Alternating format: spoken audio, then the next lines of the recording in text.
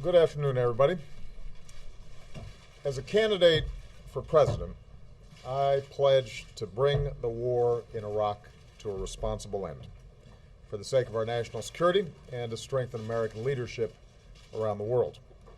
After taking office, I announced a new strategy that would end our combat mission in Iraq and remove all of our troops by the end of 2011.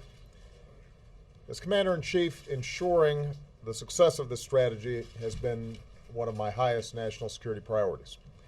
Last year, I announced the end to our combat mission in Iraq, and to date, we've removed more than 100,000 troops.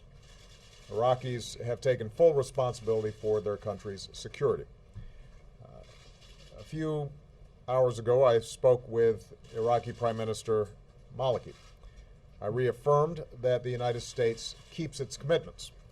He spoke of the determination of the Iraqi people to forge their own future. We are in full agreement about how to move forward. So, today, I can report that, as promised, the rest of our troops in Iraq will come home by the end of the year. After nearly 9 years, America's war in Iraq will be over.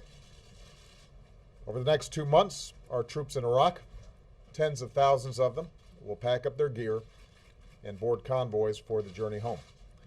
The last American soldier will cross the border out of Iraq with their heads held high, proud of their success, and knowing that the American people stand united in our support for our troops. That is how America's military efforts in Iraq will end. But even as we mark this important milestone, we're also moving into a new phase in the relationship between the United States and Iraq.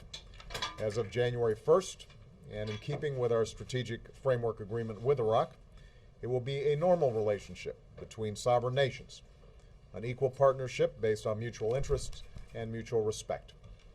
In today's conversation, Prime Minister Maliki and I agreed that a meeting of the Higher Coordinating Committee of the Strategic Framework Agreement will convene in the coming weeks. And I invited the Prime Minister to come to the White House in December as we plan for all the important work that we have to do together.